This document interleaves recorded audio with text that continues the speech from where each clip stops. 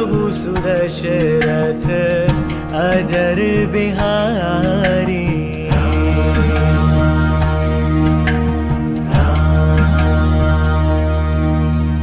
राम सिया राम जय जय राम। श्री आत्म हृदय निवासी परमात्मा रामचंद्र प्रभु की अनंत लीलाओं को हम अध्यात्म की दृष्टि से देख रहे हैं। कल हमने देखा कि किस प्रकार राम लक्ष्मण भरत शत्रुघ्न इनका विवाह, राम जी का विवाह सीता से, मांडवी का विवाह भरत से, उर्मिला का लक्ष्मण से और श्रुति कीर्ति का विवाह शत्रुघ्न से हुआ। ये अध्यात्म रूप से हमने देखा। अब अध्यात्म में सबसे बड़ी बात तो ये है, विवाह होने के बाद अर्थात शांति को प्राप्त करने के बाद जो प्रक्रिया निर्माण होती है हमारे जीवन में, योगी के जीवन में, भक्त के जीवन में, वह प्रक्रिया क्या है? वही प्रक्रिया जो है अयोध्या को लौटना। विवाह तो जनकपुर में हुआ और बारात लौटकर अयोध्या में जा रही है। इसका मतलब जो ब्रह्म स्वरूप की शांति जो है वह तो प्राप्त होती है जनकपुर में, अर्थात ब्रह्म मंडल में, शस्त्र कमल में, परंतु वहां शांति फिर से देह की तरफ आती है। इस देह रूपी अयोध्या नगर में वह शांति आ जाती है। तब जो पुरुष भक्ति में, योग में जो आत्म शांति को प्राप्त करता है वह देह में भी बिखरती है। जब आप योग से उठते हो, ध्यान करके उठते हो, तब आपको रोम रोम में आनंद महसूस होता है। अपने शरीर में हर रोम रोम में आनंददायक स्थिति हो जाती है। कुछ देर तो ऐसा लगता है कि बस बैठे रहिए। योग से उठने के बाद ऐसा लगेगा कि अब योग में पड़े ही रहिए, उठना नहीं है। इतनी शीतल अवस्था हो जाती है। सब विकार जो हैं तो अंतर्मुखी अपने मुंह को मोड़ लेते हैं और सुख, क्या बात है, और जो सुख है,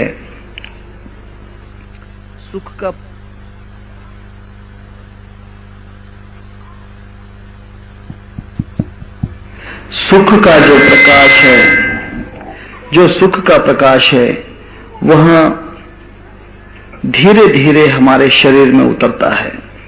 यही रामायण के अंदर जो वर्णित है, इसका यही भाव है। इसका भाव यह है कि जनक नगर से राम लक्ष्मण भरत शत्रुघ्न और गुरु विश्वामित्र और राजा दशरथ ये विवाह करके बड़े आनंद मग्न हैं। उनका आदर सम्मान हो रहा है। सही बात है, जब कोई योगी ब्रह्म कमल में पहुंचता है, शस्त्र कमल में पहुंचता है, उस परम तत्व को पहुंचता है, तो वहां पर फूलों की वर्षा होती है।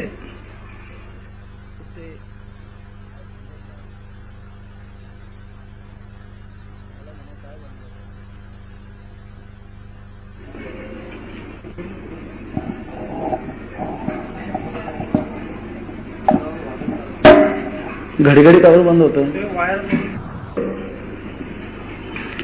यह अवस्था योगी को होती है, फूलों की वर्षा होती है। आप भी अनुभव करोगे, जब योग में शस्त्र कमल दल में आप पहुंचोगे, उस ऊर्जा को लेकर, शक्ति को लेकर, उस शांति से आपका मिलन हो जाएगा। उस वक्त आपके ऊपर फूलों की वर्षा होगी। आप देखोगे कि आपके ऊपर फूल बरस रहे हैं। वे फूल इतने हल्के होते हैं, मैं वर्णन तो नहीं कर सकता हूं। वे फूल इतने हल्के होते हैं और इतने सुगंधित होते हैं कि उसकी सुगंध आप जब ध्यान करके उठ जाते हो उसके बाद में भी वो महक निकलती नहीं है, वो महक जो है खत्म नहीं होती, बहुत देर तक चलती है। किसी किसी को 1 घंटा, किसी को 2 घंटा, किसी को तो महीनों गनती वो उसकी सुगंध खत्म नहीं होती।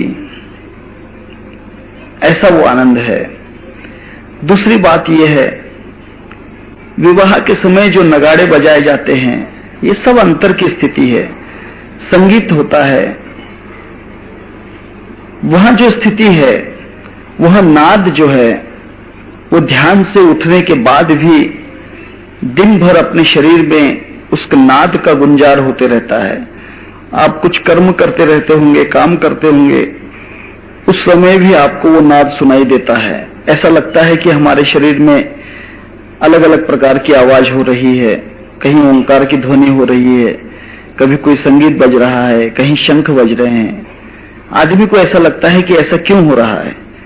ऐसा इसलिए होता है कि वह जो मंगल प्रसंग है विवाह का, वह समाप्त नहीं होता है। यह जो जीवात्मा है, ये जीवात्मा उसमें इतना विभोर हो जाता है, इतना तल्लीन हो जाता है, इतना एकाग्र हो जाता है कि उस बात को वो भुला नहीं पाता। उस सुख को, उस आनंद को भुला नहीं पाता। तुकाराम महाराज इसके लिए कहते हैं, तुका म्हणे नेदी आणि काचे हाथी, बैसला तो चित्ती निवडे ना। बड़ा ही सुंदर पद है, तुका म्हणे नेदी आणि काचे हाथी। अब मैं इस सुख को, इस आनंद को, इस गति को दूसरों को नहीं देना चाहता हूं, इसको छोड़ना नहीं चाहता हूं। बैसला तो चित्ती निवड़े ना, अब मेरे हृदय में ये बैठ गया है, मैं इसको छोड़ना नहीं चाहता हूं। संत तुकाराम महाराज का एक ध्यान का अनुभव का एक बहुत अच्छा एक पद है, उसमें लिखा है। तब ये जो सुख है, दूसरी बात उन्होंने बहुत जगह लिखा है, लोग इसको समझते हैं कि सगुण भक्ति का वर्णन है, सगुण नहीं है, यह निर्गुण साक्षात्कार की बात है। तुका म्हणे माझे हेची सर्व सुख, पाहीन श्रीमुख आवडीने। मैं बार बार अपने आनंद से, खुशी से उस भगवान के मुख का अवलोकन करूंगा, उस मुख को देखूंगा, क्योंकि ये मेरा सर्व सुख है। मैं जितने सुख आज तक प्राप्त किया हूं, उन सब सुखों से ये सुख बड़ा ही आनंददायक लगा है, क्योंकि सर्व सुखों का सुख महसूस होता है। इसीलिए संत तुकाराम कहते हैं, तुका म्हणे माझे हेची सर्व सुख, मेरे तो सब सुख यही हैं। हाँ, पाहीन श्रीमुख आवडीने, क्योंकि उसका मुख देखने के लिए अब मेरे दिल में लालसा है। यह जो अवस्था है, ये मंगल प्रसंग है, शांति का आत्माराम से मिलन है, सीता का आत्माराम से विवाह रूपी प्रसंग है। इस प्रसंग को तुलसीदास जी ने बहुत ही काव्य में बना दिया है। इसके अंदर अब कवि कल्पना ऐसी होती है, जहां कवि होते हैं वहां रवि भी नहीं पहुंच सकता है, तब अतिशयोक्ति है, एक्सक्लामेटरी है। कुछ कुछ बातें एक्सक्लामेशन के अंदर होती हैं, एक्सक्लामेटरी होती हैं, अतिशयोक्ति में बोली जाती हैं, ये बात है। अब अतिशयोक्ति में बोलने से हमने उतना उसका अर्थ नहीं लेना चाहिए, आध्यात्मिक अर्थ लेना चाहिए, क्योंकि हम आध्यात्मिक रामायण पढ़ रहे हैं। अगर सिर्फ हम भौतिक रामायण पढ़ते तो फिर इसका सब, हर पद का अर्थ, उसकी कथा, फूलों की वर्षा हो रही है, इंद्र देवता आए हैं और अप्सराएं नृत्य कर रही हैं, ये सब बातें हम लोग कहते। परंतु हमारे अंदर की जो अप्सराएं हैं वे हमारी वृत्तियां हैं। वृत्ति झूमने लग जाती है। जब ध्यान मग्न कोई योगी होता है तब वृत्ति झूमने लग जाती है, अर्थात अप्सराएं जो हैं वे नाचने लग जाती हैं, देवता आनंद मनाने लग जाते हैं।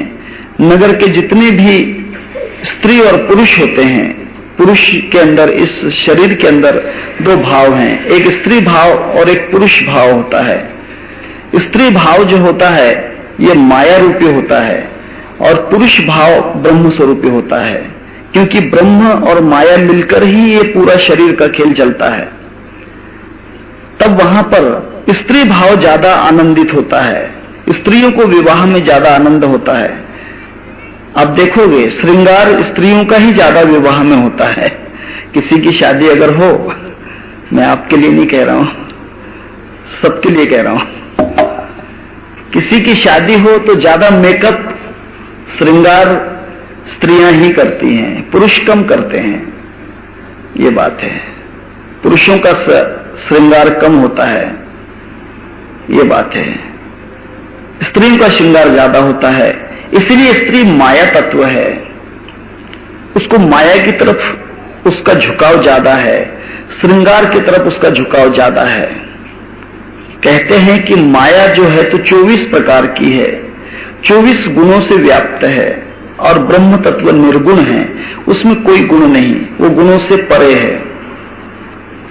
इसीलिए जो पुरुष होते हैं वे श्रृंगार नहीं करते, श्रृंगार करते हैं लेकिन उनका 16 श्रृंगार में श्रृंगार नहीं माना जाता। पुरुषों का श्रृंगार रचना है, ख्याल कीजिए।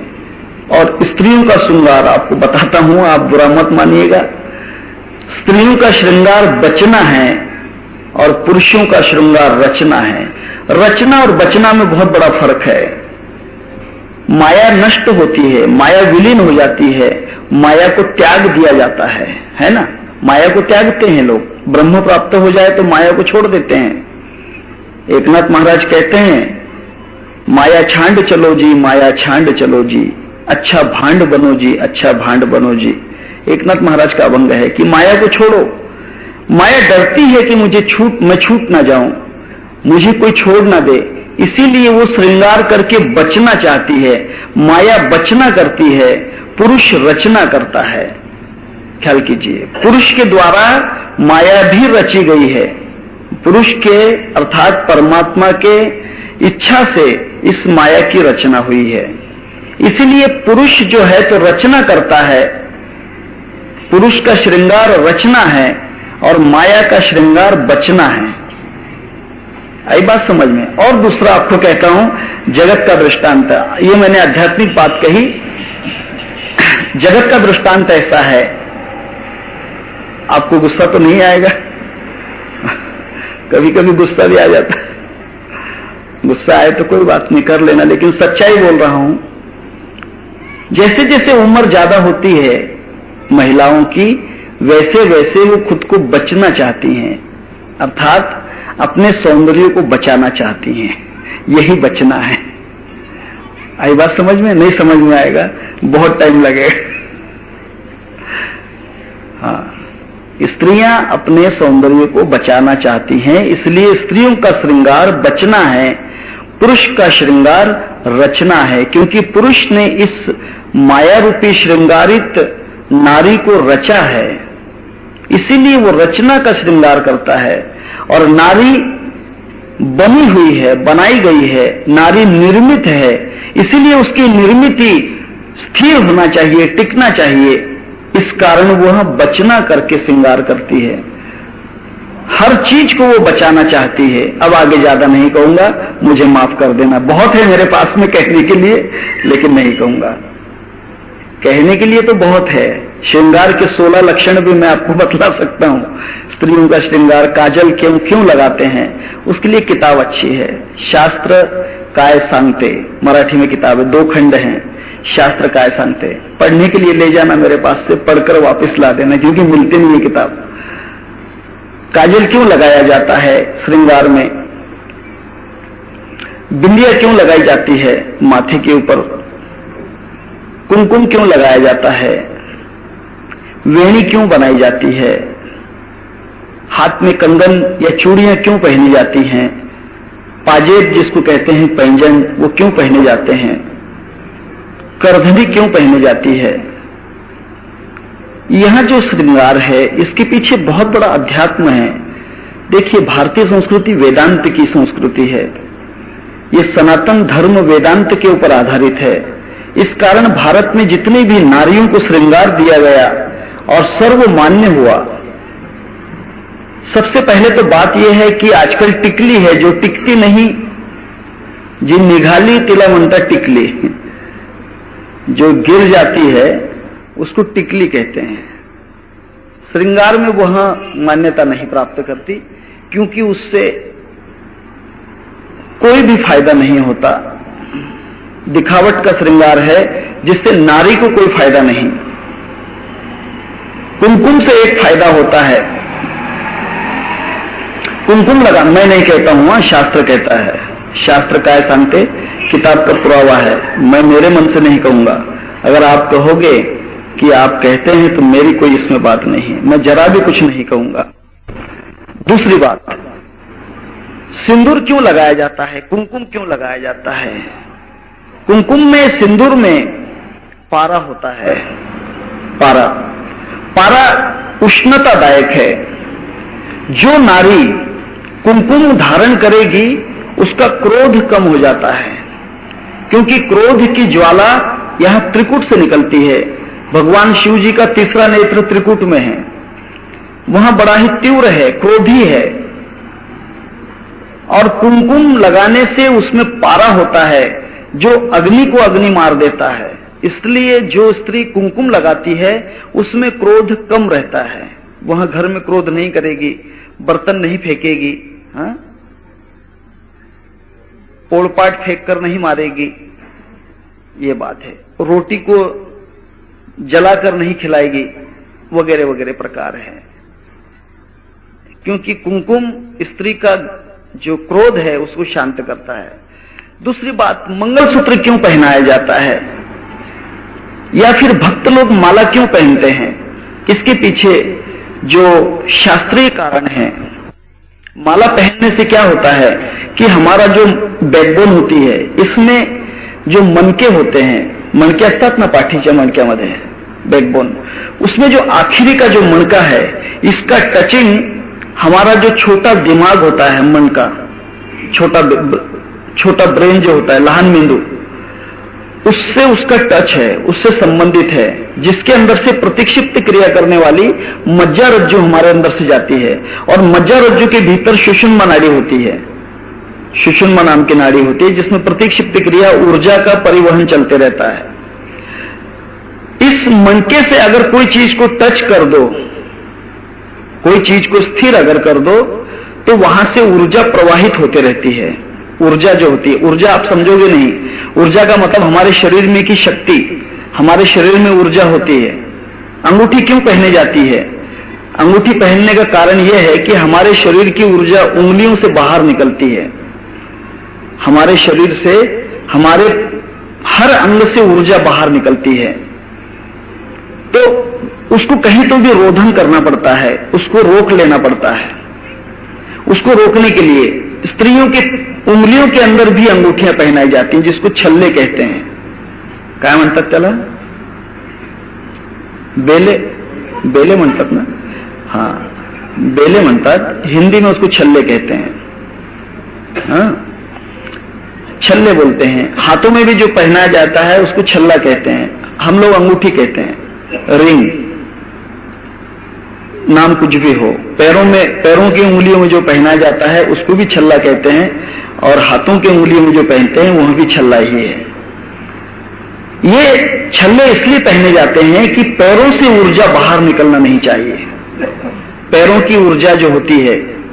और स्त्रियां तो घर में जूते पहन के नहीं चल सकती, खड़ाव पहन के नहीं चल सकती। जो साधु, जो योगी खड़ाव पहन के चलता है, उसकी ऊर्जा लकड़ी के कारण जमीन में खींचे नहीं जाती, इसलिए वो बच जाता है। परंतु स्त्रियां तो घर में जूते चप्पल पहन के नहीं चल सकती, खड़ाव पहन के नहीं चल सकती, इसलिए उनकी ऊर्जा पैरों से बहना नहीं चाहिए। इस कारण उनको छल्ले पहनाए जाते हैं भारतीय संस्कृति के हिसाब से।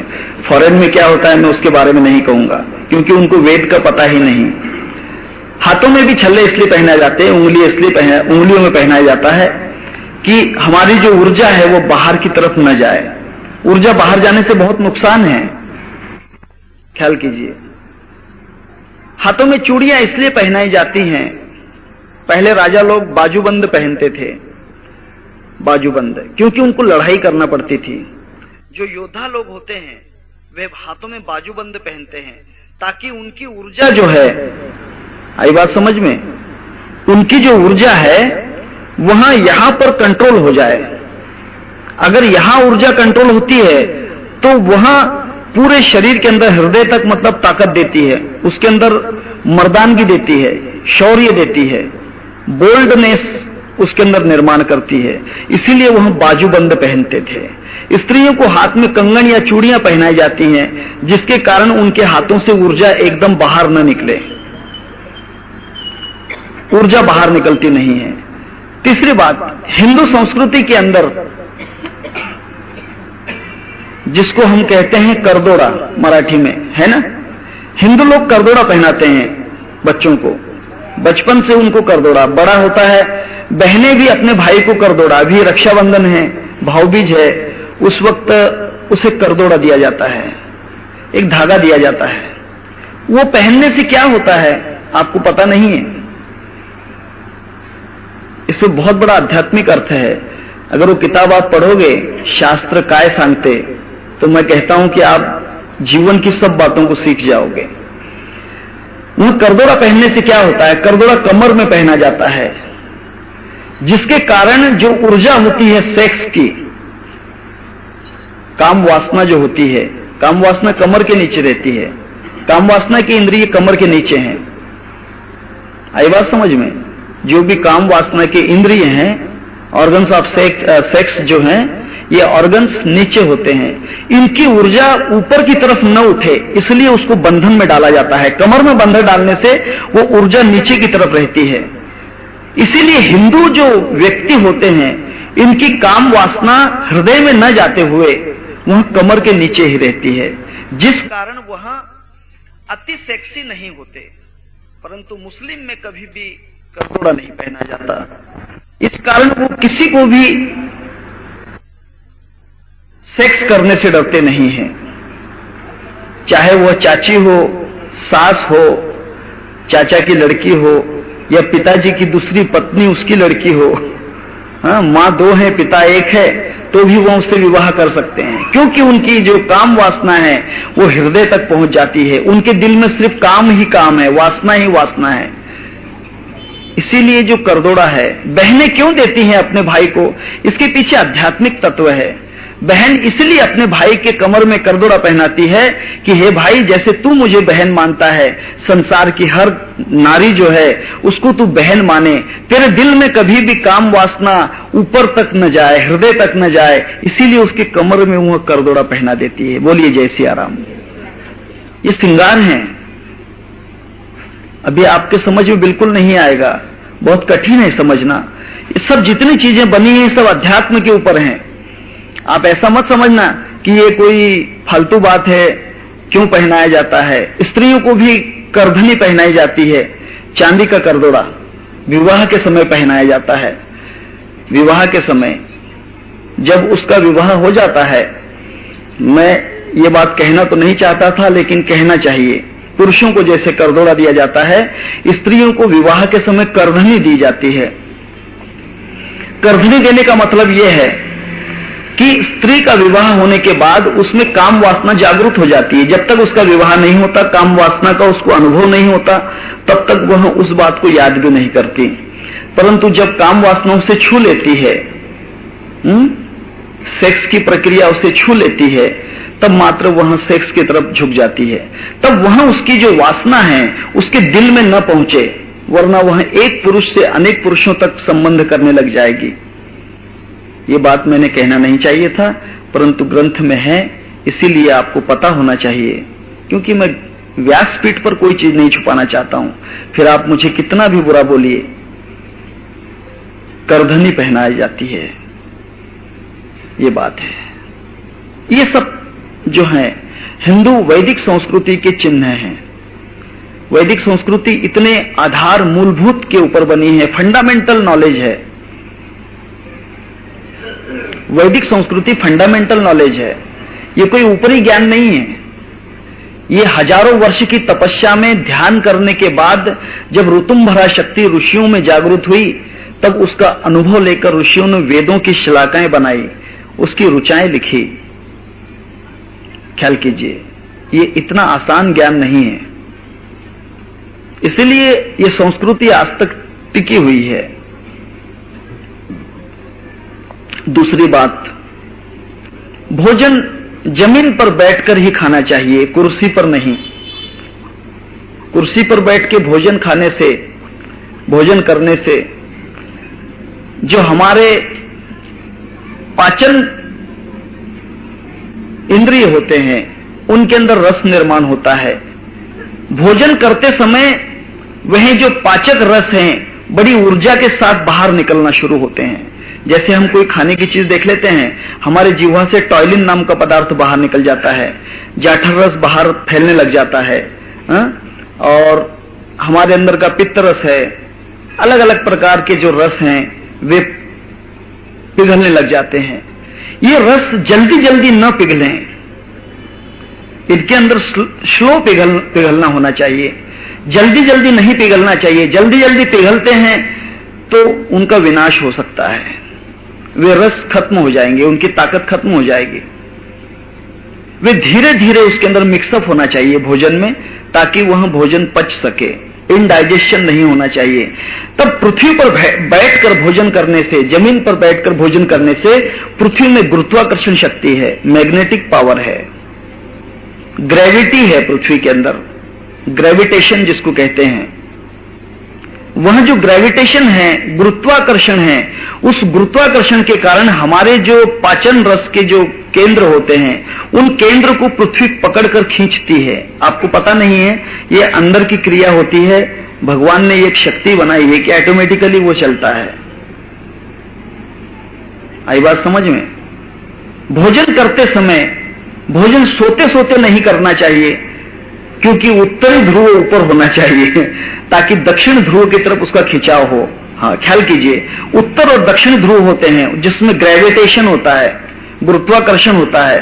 उत्तर और दक्षिण ध्रुव अगर एक साथ अलग अलग किए तो वो खींचते हैं, उत्तर उत्तर एक साथ में किए तो वो दूर फेंकते हैं, दक्षिण दक्षिण एक साथ किए, लोह चुंबक लेकर देखना, लोह चुंबक के दो गोले लेकर देखो, उत्तर उत्तर एक साथ लाओगे तो वो दूर फेंकेंगे, उत्तर दक्षिण लाओगे तो खींच लेंगे। तब यह जो भाग है उत्तर का भाग है शरीर का, ये भाग अगर दक्षिण भाग पृथ्वी के, दक्षिण भाग हमारे पैरों को कहते हैं, दक्षिण भाग अगर पृथ्वी को टचअप हो और उत्तर भाग ऊपर हो तो ऊपर का जो उत्तरीय भाग होता है ये दक्षिण भाग नीचे की तरफ ग्रेविटेशन से खींचा जाता है, आकर्षित किया जाता है, जिसके कारण हमारे पाचक इंद्रियों के जो रस हैं उनके ऊपर कंट्रोल हो जाता है।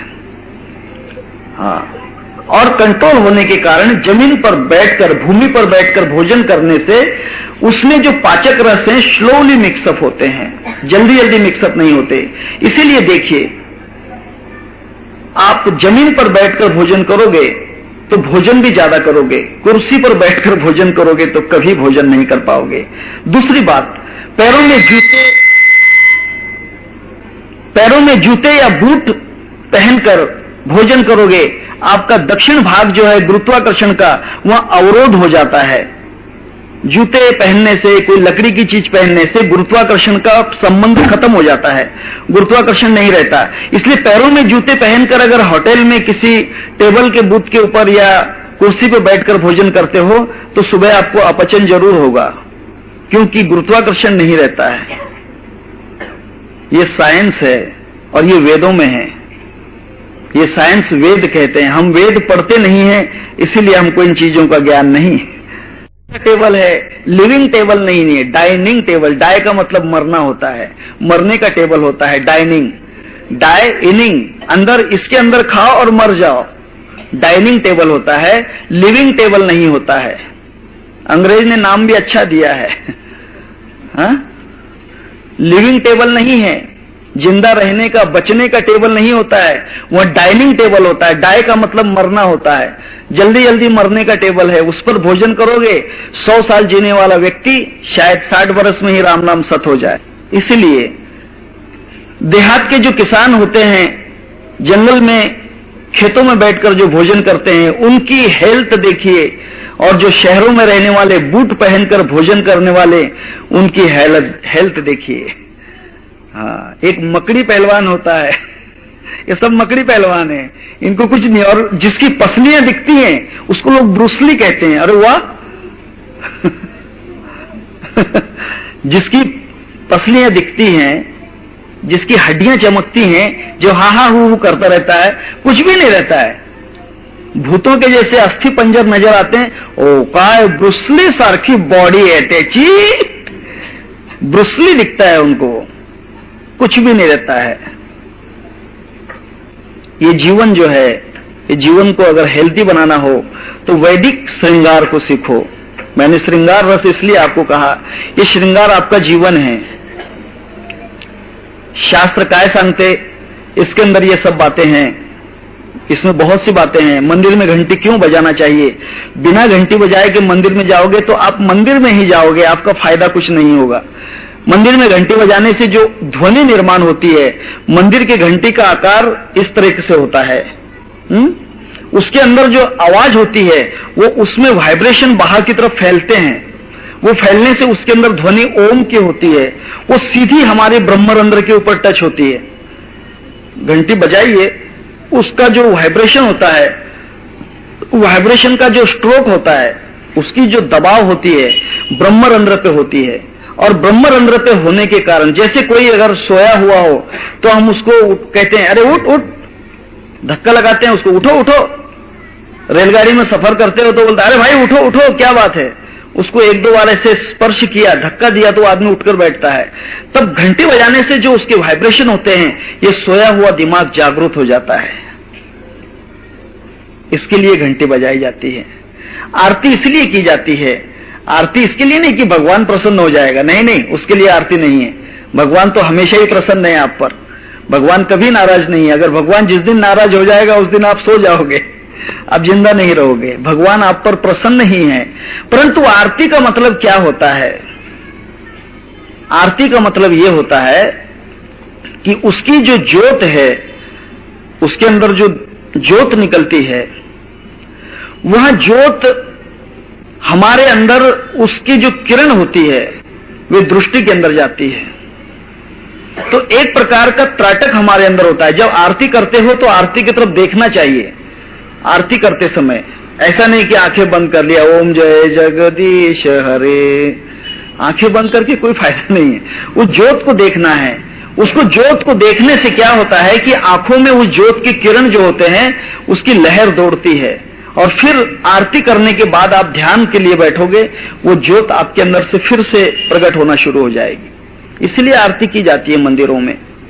हम कहते हैं ना कि आरती करने के बाद में भगवान दर्शन दे देते हैं। भगवान दर्शन ऐसे नहीं देते।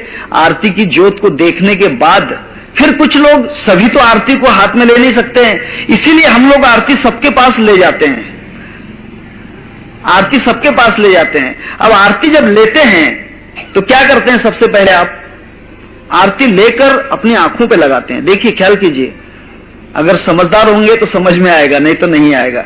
आरती लेकर आंखों पे लगाते हैं कि हे भगवान, मैंने आरती को देखा तो नहीं है, कम से कम इसकी ज्योत मेरे आंखों तक पहुंच जाए। इसके लिए विनंती की जाती है, आंखों पे लगाई जाती है। फिर वो आंखों पे लगाने के बाद में हृदय पे लगाते हैं कि मेरे हृदय में वो ज्योत उतर जाए। इसलिए आरती की जाती है। शास्त्र काय सांगते। तब ये जो अध्यात्म है इसको समझना है। तुलसीदास जी ने बड़ा ही सुंदर वर्णन किया है। मैं पूर्ण तो नहीं कहूंगा क्योंकि अध्यात्म बहुत गहरा है, समय के अंदर उतना नहीं कह सकते। तब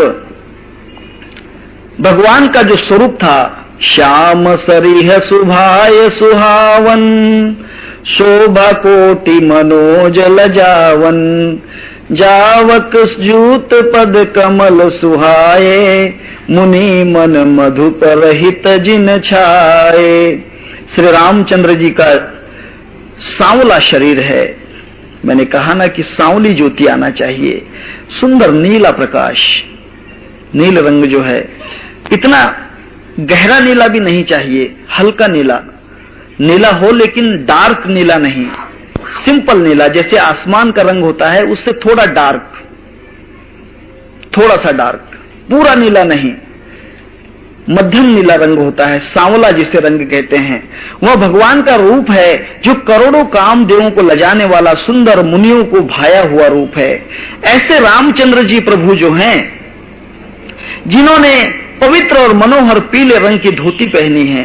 पीला रंग जो होता है भगवान का आवरण है, इसीलिए अगर ध्यान में पीली ज्योति आपको नजर आ जाती है तो समझ लेना कि अभी प्रभु के दर्शन नहीं, प्रभु के वस्त्रों के दर्शन है। क्योंकि स्थूल देह का रंग होता है, स्थूल देह का रंग होता है पीला। लाल रंग जो होता है हमारे अज्ञान का होता है। हमारे अज्ञान के अंदर जो तमोगुण होता है, अज्ञान, उसका लाल रंग दिखाई देता है। काला रंग ये देता है दिखाई, काला रंग दिखने का मतलब क्या है, अंधेरा दिखने का मतलब क्या है कि अभी तक वहां ध्यान का दरवाजा नहीं खुला, लेकिन खुलेगा जरूर, ध्यान का दरवाजा खुल जाता है। हाँ, उसमें कोई चिंता वाली बात नहीं, इसमें कुछ नहीं, दरवाजा खुलता ही है, चाहे कितना भी हो, भले कितनी ही अमावस की कितनी भी घनेरी रात हो, लेकिन सूरज निकलता ही है। ऐसा नहीं कि बहुत अंधेरी रात है, कल सूरज निकलेगा या नहीं निकलेगा, कल उजाला होता या नहीं होता है, बिल्कुल सोचना नहीं, उजाला होकर ही रहेगा।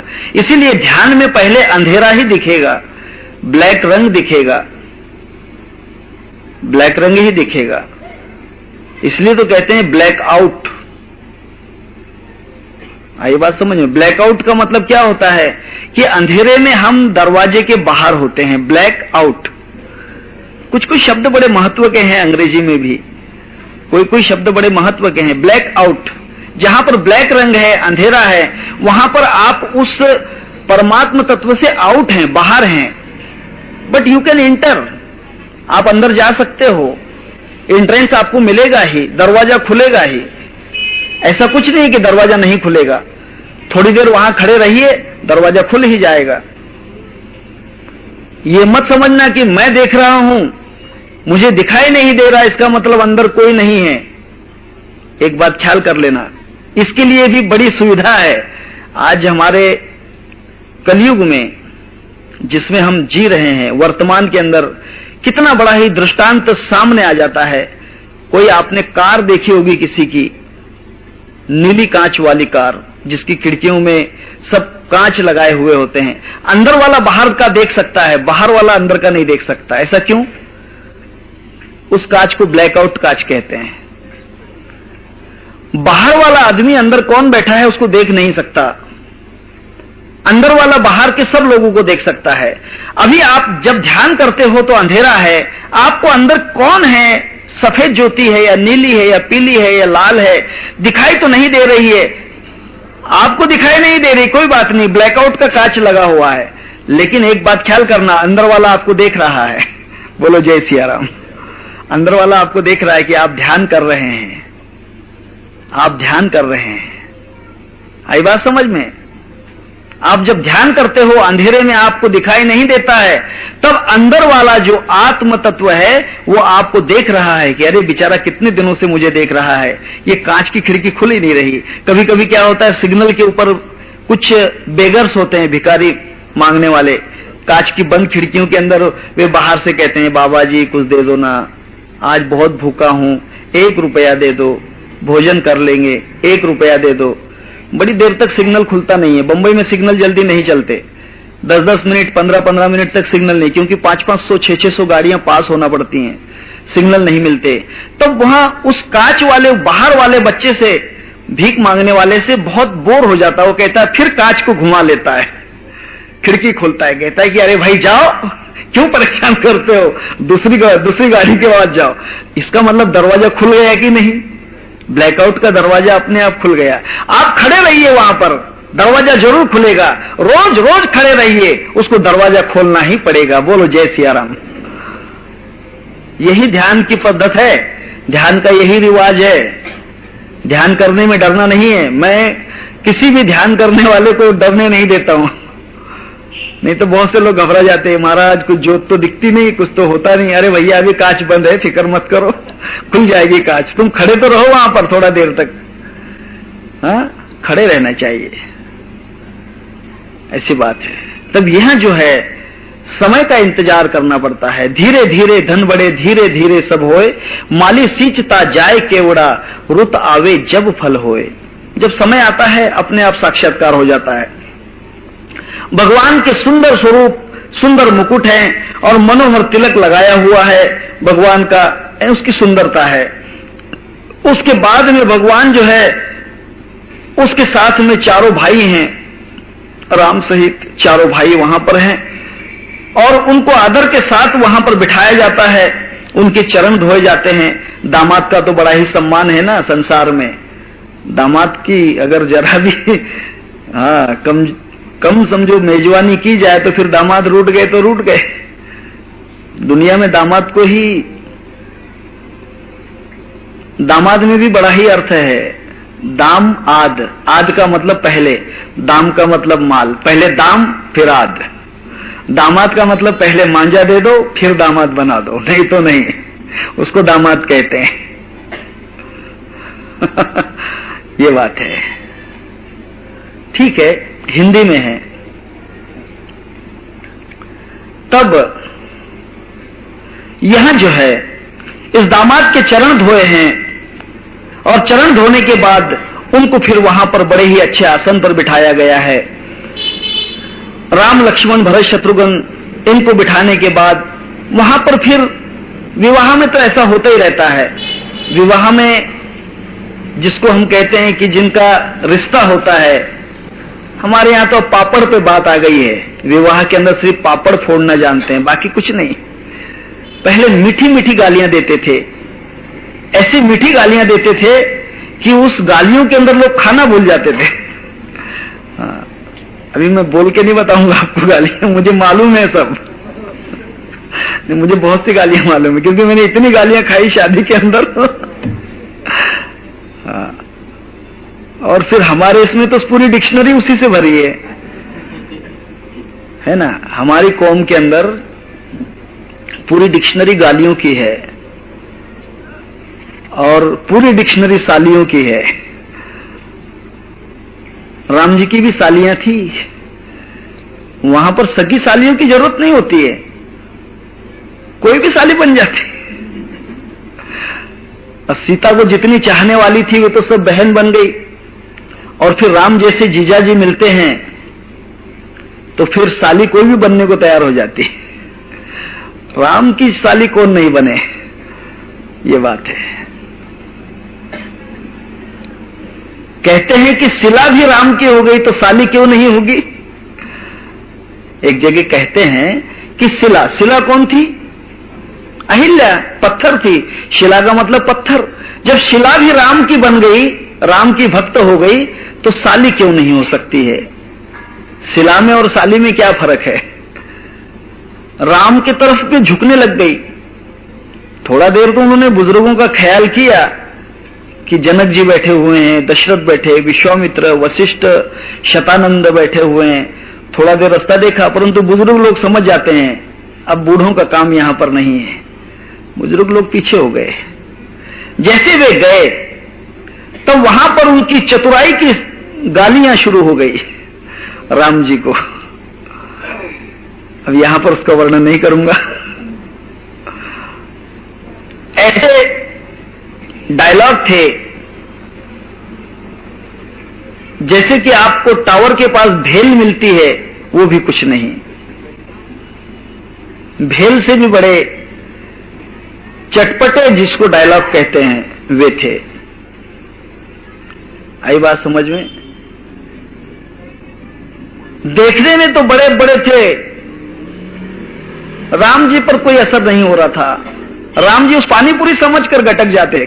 पानीपुरी कितनी भी भरी हुई हो, आदमी उसको एक ही निवाले में खा जाता है, उसको दोबारा कभी ये नहीं करता है, उसका चरवण नहीं किया जाता, पहले ही गुटके में उसको ही जाना पड़ता है। राम जी कितनी भी गालियां आने दो निकल जाते थे, चलने दो तुम्हारा जो चल रहा है, राम पर कोई फर्क नहीं। तब वहां पर भोजन कर रहे थे, तब वहां पर पंचकोर, 5 प्रकार का कोर किया जाता है भोजन के अंदर। भोजन करते समय जब पहले 5 निवाले, वैदिक सिद्धांत है, पहले 5 निवाले प्राण, अपान, व्यान, उदान और स्वान। प्राण, अपान, व्यान, उदान और समान, इन 5 वायुओं के नाम से पहले 5 निवाले लिए जाते हैं। हो सकता है कि भगवान ने ये याद रहना चाहिए, इसीलिए हमें 5 उंगलियां दी हैं, प्राण, अपान, व्यान, उदान और समान।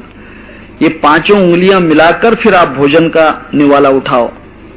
परंतु आजकल चमचों ने गड़बड़ कर दी, वे इस चीज को याद नहीं रहने देते और बीच बीच में तो कांटे भी आने लग गए हैं। अभी चाइनीज पद्धत आ गई है, चाइनीज पद्धत में कांटे आते हैं, चाइनीज पद्धति में चमचा और कांटा दो चीजें रहती हैं, और वे दो चीजों की वजह से सब हाथों का असर खत्म हो गया। कहते हैं कि भोजन का आधा जहर स्पर्श करने से हो जाता है। भोजन में जो जहर होता है, भोजन में जहर होता है, बहुत सा जहर होता है, ख्याल कीजिए, आपको समझ में नहीं आएगा। भोजन में 30% पॉइजन होता है। यह भी आपको सिद्धांत में नहीं समझेगा। भोजन करने का उस जहर को मारने वाला एक तत्व हमारे शरीर में है, जिसे पित्त रस कहते हैं। एक पित्त होता है, छोटी थैली होती है नीले रंग की, अपने अंदर हार्ट के अंदर होती है। हार्ट में एक थैली होती है, उसको पित्त कहते हैं। उसमें से जब भोजन करते हैं तब पित्त रस बाहर निकलता है, जो जहर को जहर मारता है। भोजन में जो जहरीला भाग होता है उसको वह मार देता है। और किसी को सर्पदंश अगर हो जाए, सांप अगर किसी को काट लेता है, तो सांप का जहर मीठा होता है। सांप का जहर कभी कड़वा नहीं, चाक कर देख लेना।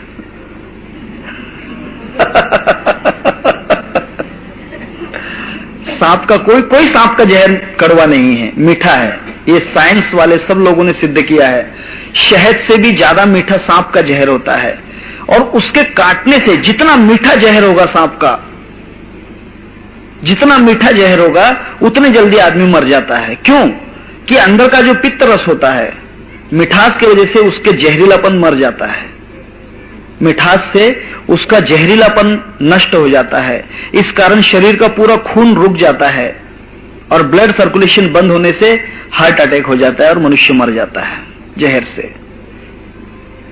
ये आपको साइंस नहीं पता होगा, जाने दीजिए ये बातें।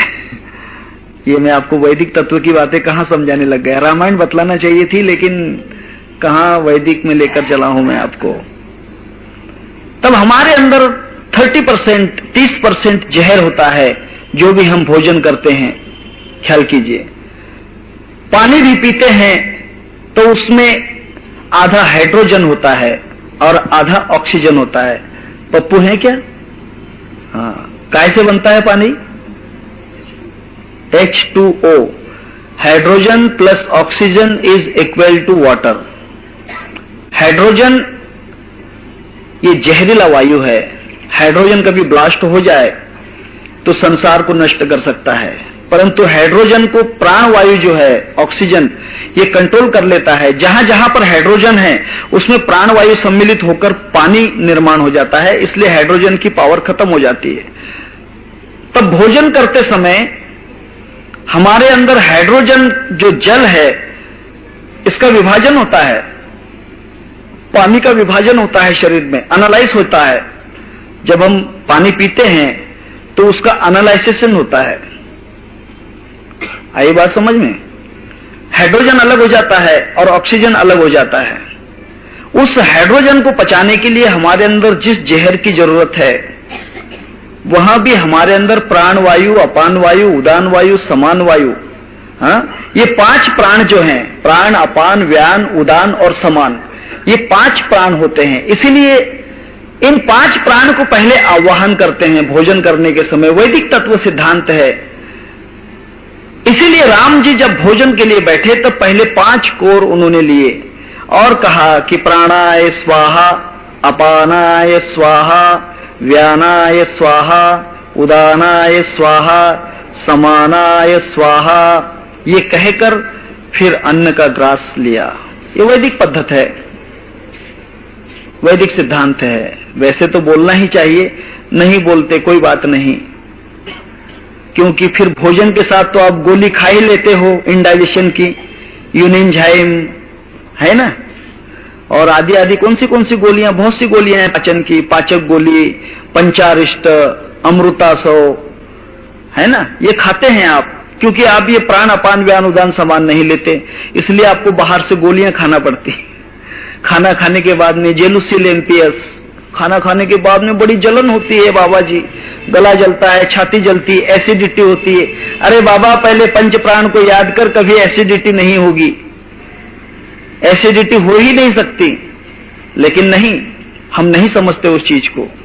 तब राम ने पंच कवल करि जेवन लागे, गारि गान सुनियति अनुरागे, भांति अनेक परे पकवाने, सुधा सरिस नहीं जाई बखाने। राम जी ने जब पंच कौर उठाए तब उन्हें साथ में मीठी मीठी गालियां भी खाना पड़ी। ये एक विधि है। हाँ, उसके बाद में जो रसोइये थे उन्होंने अलग अलग प्रकार के पकवान बनाए, अलग अलग प्रकार के भोजन बनाए, षड्रस अन्न जो थे वे बनाए। इन सब का भोजन करने के बाद सभी आनंद के साथ फिर भोजन के बाद कहते हैं पान सुपारी की एक पद्धत है, लेकिन पान खाना आजकल की पद्धत अलग हो गई है। आजकल का पान खाते हैं तो थूकने के लिए खाते हैं। 120-300 जर्दा, 120-300 खाते हैं क्योंकि 420 की होती है ना पान। 420 का पान ज्यादा खाते हैं लोग, 120-300 जर्दा ये ज्यादा चलता है। और ऊपर से कौन सा मसाला होता है मुझे मालूम नहीं क्या, हाँ कोई तो भी एक मसाला होता है, वो किमाम बिमाम है कि इमाम है क्या मालूम, बाकी डालते हैं। इनको ये खाते होंगे शायद, इनको मालूम है, शायद ये खाते होंगे, मुझे तो मालूम नहीं। बाकी कुछ 420 लोग मेरे साथ रहते थे, वो जब भी पान टपरी पे जाओ तो 120-300 जर्दा खाते थे। मैं बोला भाई इसका मतलब क्या होता है? बोले 420 मिलते नहीं है ना, तो दो मिलकर 420 बनते हैं, अकेला आदमी 420 नहीं बन सकता। 420 अकेले से नहीं होती, दो मिल गए तो 420 ही करते हैं। एक 300 वाला मिल जाए, दूसरा 120 वाला मिल जाए, 420 हो जाती है। और 420 ये होती है कि भोजन करने के बाद अगर ऐसा पान खाओ तो वो पान निगलते नहीं है। और पान निगलने के लिए खाना चाहिए, थूकने के लिए नहीं। ये बात पहली ख्याल में रखना। अगर पान खाते हो, मैं कहता हूं बिल्कुल पान खाओ, परंतु पान थूकने के लिए खाओगे तो जीवन गंवा दोगे, जीवन का विनाश है। पान के अंदर 32 लक्षण होना चाहिए। मेरे डायरी में उनके नाम लिखे हुए हैं, मुझे याद नहीं क्योंकि मैं पान ज्यादा करके खाता नहीं हूं। पान पहले खाता था, अब तो बिल्कुल नहीं। पान में 32 प्रकार के पदार्थ होते हैं, जिसमें केसर होती है, उसके अंदर गुलाब की पत्ती होती है और अलग अलग प्रकार की चीजें हैं, सुवर्ण भस्म वगैरह आदि। जो 32 प्रकार की जो महत्वपूर्ण चीजें होती हैं, वे चीजें मिलाकर पान खाओ तो रक्त दोष नष्ट होते हैं, एनर्जी बढ़ती है, शरीर की खून की सफाई होती है, उसके बाद में मनुष्य की पाचन शक्ति बढ़ती है और ब्रेन के अंदर जो होती है तो एक प्रकार की जिसको हम कहते हैं तरतरी, जिसको बोलते हैं फ्रेशनेस निर्माण होता है। 32 पान का अगर बीड़ा बना के खाओ तो, 32 पान का नहीं, 32 प्रकार की वनस्पतियों के पान का बीड़ा बनाकर खाओ तो। परंतु आजकल 120-300 का जर्दा का जो होता है, ये बीड़ा खाकर थूकना पड़ता है। हाँ, ये बात है। आजकल गुड़ टका ज्यादा चलता है। टका का मतलब समझते हो? टका, 2 टके, टके सेर भाजी, टके सेर खाजा। टके का मतलब क्या है समझते हो? मराठी में क्या कहते हैं टके को? खड़कू। टका यानी खड़कू, 2 टक्के की चीज है, मतलब 2 टका यानी 2 खड़कू की चीज है। अब जिसमें अंदर गु टका हो, गु भी हो लेकिन कम हो, टका भर हो, 1 खड़कू का गु हो, गु भी पेट भर के नहीं है उसमें, वो गु टका खाते हैं लोग। बोलिए जय सिया राम। शब्दों के अर्थ नहीं समझते, इसीलिए आप फंस रहे हो। कंपनी क्या बना रही है वो तो लिख कर दे रही है आपको। 1000 बार अमिताभ बच्चन आकर जाहिरात करके जा रहे हैं, गु टका, हाँ, लेकिन फिर भी खा रहा है वो। सोचने की बात है। राम जी को बीड़ा दिया, मेरी बात को समझ लेना, मैं आपको कह रहा हूं। मैं थोड़ा सा आपको जरा हैमरिंग कर रहा हूं, क्योंकि इन चीजों को छोड़ दीजिए। जिसमें कौड़ी भर का गू हो उस चीजों को क्यों खाते हो? गू टका, ऐसी बात है। जाने दीजिए। अगर समझ में आ गया हो तो छोड़ देगा आदमी, नहीं समझा होगा तो और खाते रहिए, आपकी मर्जी है। ये बात है। आजकल उसका धंधा जोर पे चल रहा है। मैं देख रहा हूं महाराष्ट्र में वो चीज बनना या बिकना बाजारों नहीं रही, परंतु जितनी महाराष्ट्र में बिक रही है शायद उतनी एमपी में भी नहीं बिक रही है। ये गुटका जो है एमपी में बनता है, राजस्थान में बनता है, वहां बनकर ये लोग लाते हैं 40-40, 50-50 हजार रुपए का और उसके 2-2, 3-3 लाख रुपए करते हैं। पहले जो चलता था पान टपरियों पे एक एक करके बिकती थी पुड़िया, अब तो 50-50 पुड़ियां एक जवान लेकर चला जाता है, कहता है कि कल मिलती या नहीं मिलती, 50 पुड़ियां इकट्ठी, यानी अभी होलसेल में बिक रही हैं। विचार कीजिए यानी कितना माल बिक रहा है। पहले जो माल था थोड़ा सा बिकता था, अब तो माल बिल्कुल लायक ही बिका, यानी धंधा तेज कर दिया महाराष्ट्र सरकार ने। महाराष्ट्र सरकार ने धंधा तेज कर दिया, ऐसी बात है। शायद कोका कोला थम्सअप का भी ऐसा ही राज होगा, थम्सअप का, कोका कोला का यही राज होगा, दूसरा कुछ भी नहीं है। जो चीज के ऊपर बंधन किया जाता है ना, वो चीज ज्यादा महंगी हो जाती है, और जो खुलेआम हो जाती है उसकी कीमत नहीं होती। ये बात है, उसको रिस्ट्रिक्शन नहीं रहा, इसको रिस्ट्रिक्शन आ गया इसलिए ज्यादा महंगा बिक रहा है। तब राम जी को पान दिया है। देई पान पूजे जनक दशरथ सहिज समाज, जनवासे ही गवने मुदित सकल भूप सिरताज। और फिर उनको जनवासे में भेजा गया। जनवासे का अर्थ मैं नहीं समझाऊंगा, दुल्हा दुल्हन को जब भेज देते हैं विवाह के बाद, जय सिया राम, उसको जनवासा कहते हैं। ये बातें कहने की नहीं है, समझने की हैं। अभी नहीं समझी, विवाह के बाद समझ जाओगे। चलिए आगे चलते हैं। राम आदि जो बंधु थे उनको जनवासे में पान का बीड़ा देकर भेज दिया गया। उसके बाद में फिर मंगल गान होने लगे। ऐसी पद्धत है कोई कोई समाज में, कहीं कहीं पर, शायद राजस्थान में ज्यादा है। जब दूल्हा दुल्हन को जनवासे में भेजते हैं तो बाहर लोग अलग अलग प्रकार के गान करते हैं। कोई भजन मंडली बुलाता है, कोई नृत्य गान करते हैं, स्त्रियां गाने गाती हैं, मेरी काली मुर्गी गुम गई, मेरा दिल ठिकाने नहीं ना, वो तो बच्चे वाली थी ना, वो तो अंडे वाली थी ना, मेरी काली मुर्गी गुम गई, मेरा दिल ठिकाने। ऐसे बाहर गाने गाते हैं। ये धूम मचती है विवाह में। आपकी मुर्गी नहीं गुमी होगी इसके लिए। तब ये जो है जनकपुर में मंगल गान होने लगे। राम लक्ष्मण भरत शत्रुघ्न इनको जनवासे में जब भेजा गया तो बाहर मंगल गान होने लगे। और जब वहां पर कहते हैं कि वधुओं सहित इनको देखकर बड़ा ही आनंद हुआ। उसके बाद प्रातः सुबह गुरु वशिष्ठ जी के पास राम लक्ष्मण भरत शत्रुघ्न आए और उनके आशीष लिए। हाँ, प्रात क्रिया करी के गुरु पाही, महाप्रमोद प्रेम मन माही। वे दोनों गुरु वशिष्ठ और विश्वामित्र जो थे उनके चरण छुए। उसके बाद करी प्रणाम पूजा कर जोरी, बोले गिरा अमीह जन बोरी। राजा को प्रणाम किया और राजा को प्रणाम करने के बाद में फिर वे अमृत वाणी के समान बोले कि हम आपकी कृपा से पूर्ण काम हो गए। ये भी बात कहने की नहीं है। जय सिया राम। कुछ कुछ बातें नहीं कह सकते। हे भगवान, आपकी कृपा से हम पूर्ण काम हो गए। हे स्वामीन, अब ब्राह्मणों को बुलाकर सब तरह के गहने आदि जो हैं इस प्रकार का दान कीजिए। तब गुरु ने आज्ञा दी और कहते हैं कि वहां पर वामदेव, देवर्षि, नारद, वाल्मीकि